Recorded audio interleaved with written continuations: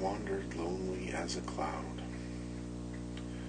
I wandered lonely as a cloud that floats on high o'er vales and hills, when all at once I saw a crowd, a host of golden daffodils, beside the lake, beneath the trees, fluttering and dancing in the breeze, continuous as the stars that shine and twinkle on the Milky Way. They stretched in never-ending line along the margin of a bay. 10,000 saw I at a glance, tossing their heads in a sprightly dance. The waves beside them danced, but they outdid the sparkling waves in glee. A poet could not but be gay in such jocund company.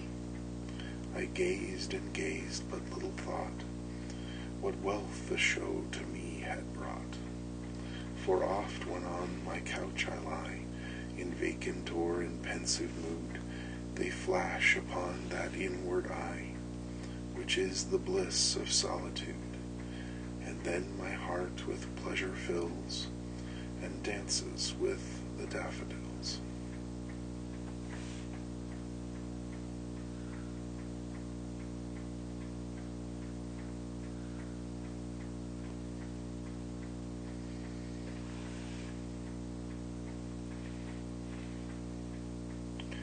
A life on the ocean wave, a life on the ocean wave, a home on the rolling deep, where the scattered water raves, and the winds their revels keep. Like an eagle caged I pine on this dull, unchanging shore. Oh, give me the flashing brine, the spray and the tempest's roar. Once more on the deck I stand of my own swift gliding craft. Set sail, farewell to the land. The gale follows fair abaft. We shoot through the sparkling foam, like an ocean bird set free. Like an ocean bird our home we'll find far out on sea. The land is no longer in view. The clouds have begun to frown, but with the stout vessel and crew, we'll say, let the storm come down, and the song of our hearts shall be, while the winds and the water rave, a home on the rolling sea, a life on the ocean wave.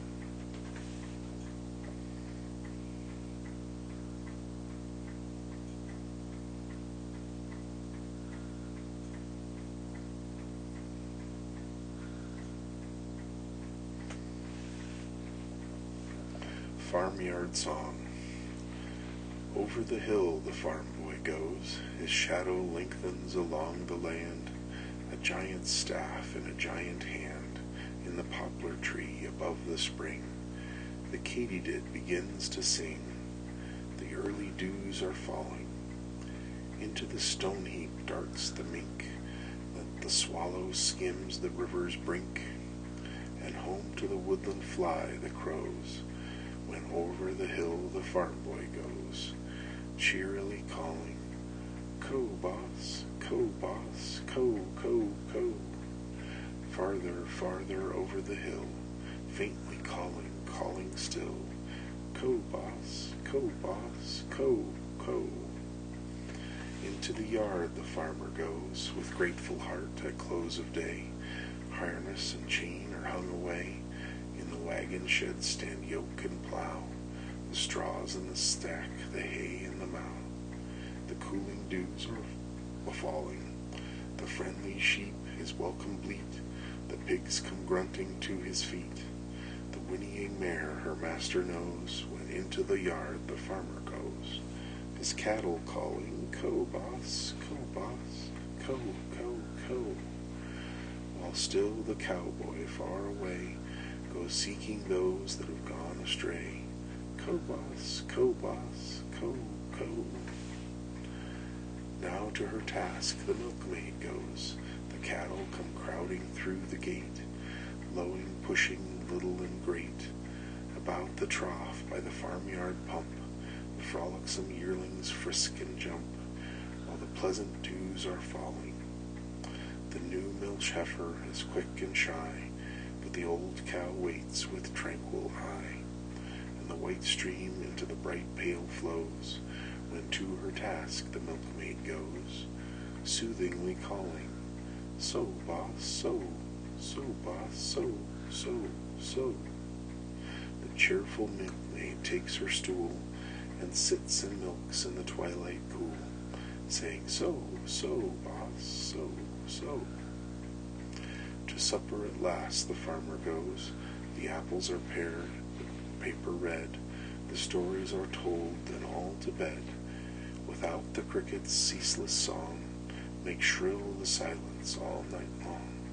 The heavy dews are falling, the housewife's hand has turned the lock, drowsily ticks the kitchen clock, the household sinks to deep repose, but still in sleep the farm boy goes, singing, calling, "Co, boss, co, boss, co." And oft the milkmaid in her dreams drums in the pail with the flashing streams, murmuring, "So, boss, so."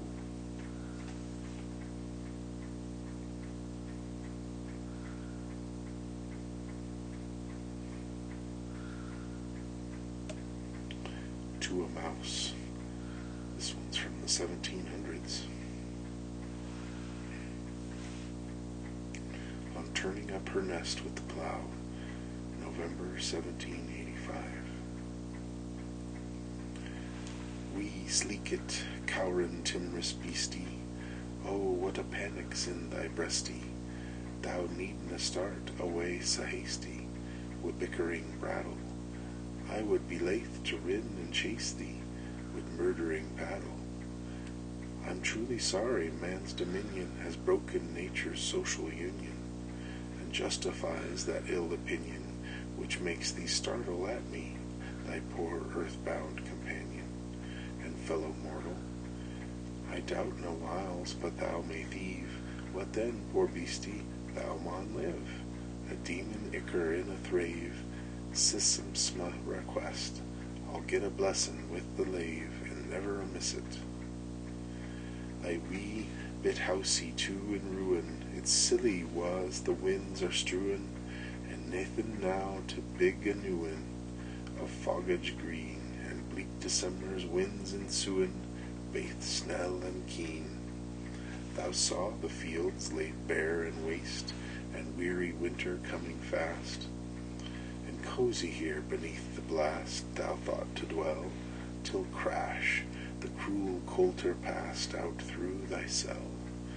That wee bit heap o' leaves and stibble has cost thee money a weary nibble. Now thou'st turned out for thy trouble, by house or hall thou thole the winter's sleety dribble, and Crownroich called. But mousie, thou art know thy lane, improving foresight may be vain. The best laid schemes o' mice and men gang aft a gley, and lay us naught but grief and pain for promised joy. Still thou'rt blessed compared with me, the present only toucheth thee, but oh, I backward cast my eye on prospects drear, and forward though I canna see, I guess and fear.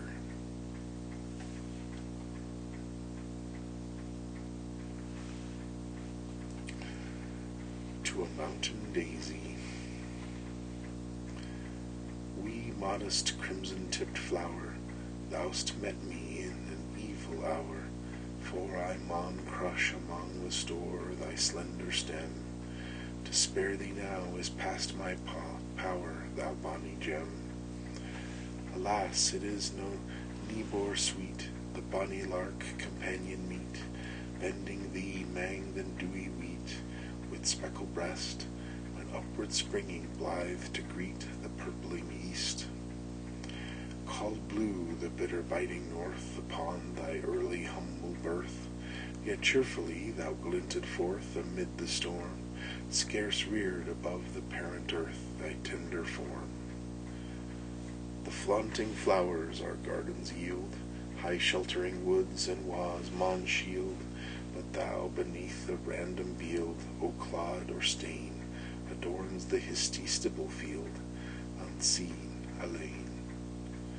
Therein thy scanty mantle clad, thy snowy bosom sunward spread, thou lift'st thy unassuming head in humble guise, but now the share uptears thy bed, and now thou lies.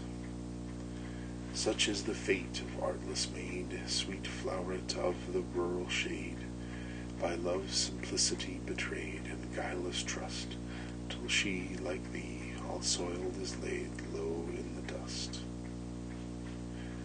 Such is the fate of simple bard, on life's rough ocean luckless starred, unskilful he to note the card of prudent lore, till billows rage and gales blow hard, and whelm him over. Such fate to suffering worth is given, who long with wants and woes has striven, by human pride or cunning driven, to misery's brink, till wretched of every stay but heaven, he ruined sink. Even though who mourn'st the daisy's fate, that fate is thine, no distant date, stern ruin's plowshare drives, elate, full on thy bloom, till crushed beneath the furrow's weight, shall be thy doom. Dark at the end.